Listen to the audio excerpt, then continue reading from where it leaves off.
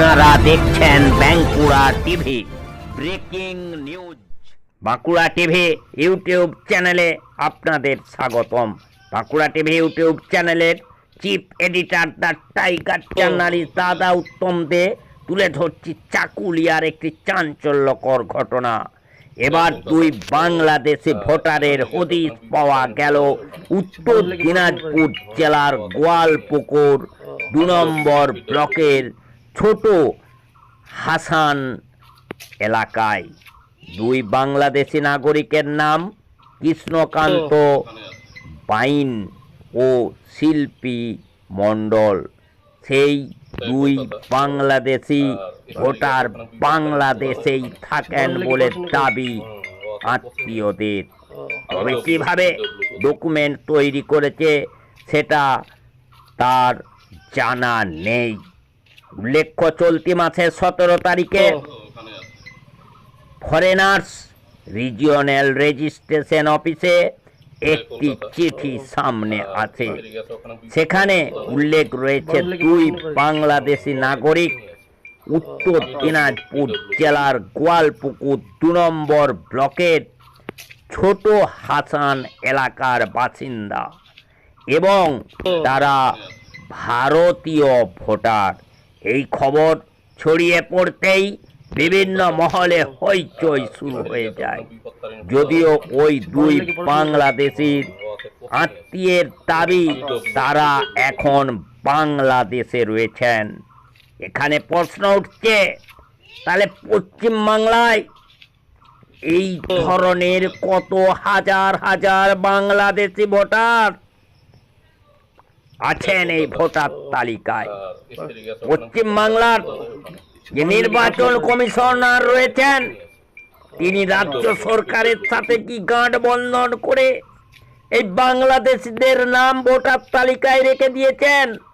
এতবার ভোটার তালিকা সংশোধন হওয়ার পরেও কেন এই বাংলাদেশিদের নাম বাংলার ভোটার তালিকায় থাকবে না? মুখ্যমন্ত্রী মমতা বন্দ্যোপাধ্যায়ের নির্দেশে সেই কম্পার্টমেন্টাল মুখ্যমন্ত্রী সেই চোর ডাকাত পিসির নির্দেশে যারা স্থানীয় বিএলও লেভেলে কাজ করছেন তারা ভয়ে এই বাংলাদেশি ভোটারদের নাম ঢুকিয়ে রেখেছেন যাতে মমতা বন্দ্যোপাধ্যায় বাংলাদেশিদের ভোটে জিততে পারেন এই 2026-এর লোকসভাতেও।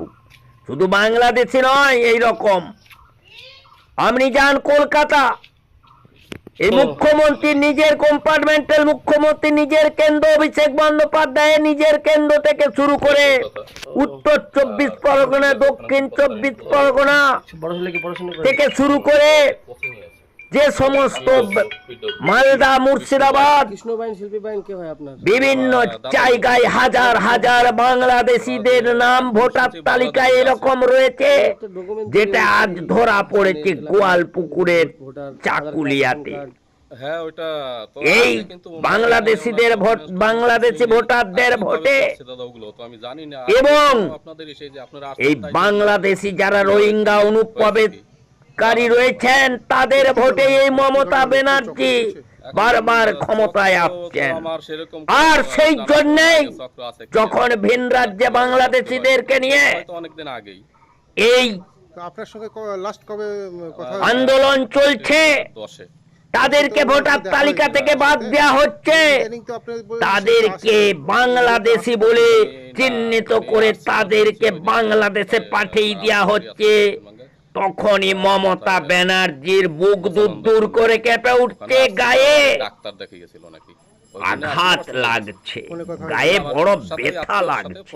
বাংলাদেশিদের জন্য এই দিদির বা পিসির এবং ভাইপোর বিরাট দরদ।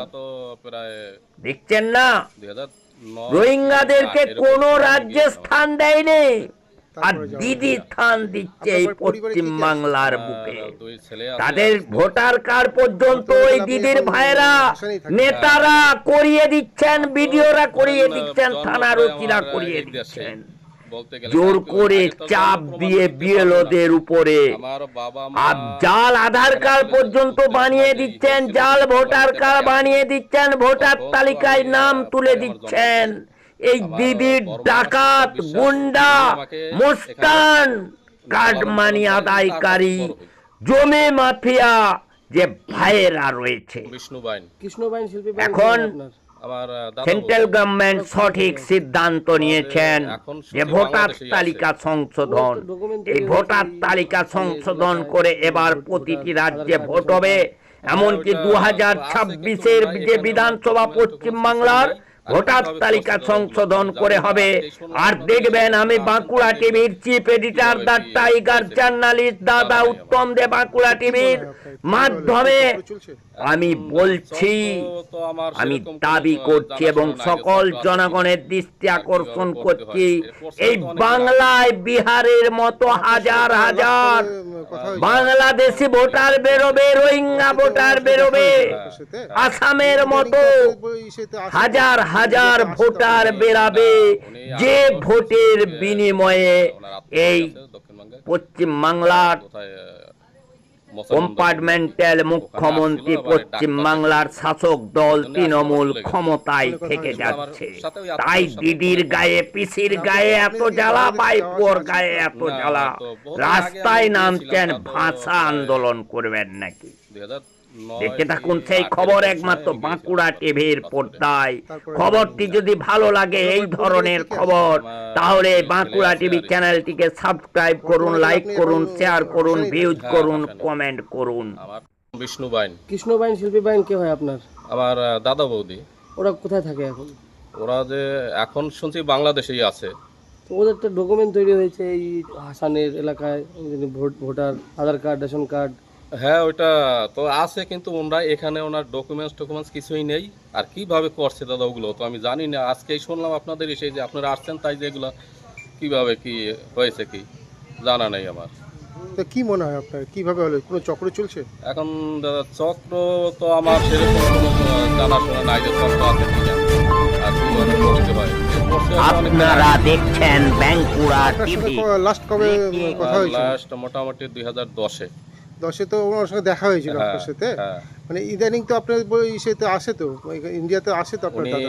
না, উনি আসছিল শুনছি ওইদিকে, কোথায় ওনার আত্মীয় বাড়ি আছে দক্ষিণবঙ্গে, কোথায় মচানন্দপুর নাকি, ওখানে আসছিল। আবার ডাক্তার দেখে গেছিল নাকি, ওই জন্য আসছিল, আবার চলে গেছে।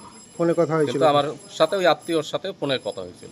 মানে আপনার কি বাংলাদেশে যাওয়া আসা আছে আপনার? না, আমার তো বহুত দিন আগে আমি গিয়েছিলাম, তা তো প্রায় 2009 কি 8 এরকম সময় আমি গিয়েছিলাম একবার পাসপোর্টে। তারপরে যাওয়া নেই? না। আপনার পরিবারে কে কে আছে? আমার 2 ছেলে আছে আর স্ত্রী আছে। বর্তমানে তাহলে আপনি এখন হাসানেই থাকেন? হ্যাঁ, হাসানেই।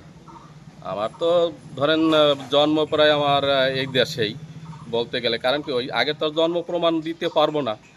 আমার বাবা মা এখানে আসছিল যুদ্ধের সময়, যে হয়েছিল ওই সময় কল্যাণীতে একটা ক্যাম্প ছিল নাকি, তখন তো আমি পরে আমার জন্ম এই দেশে।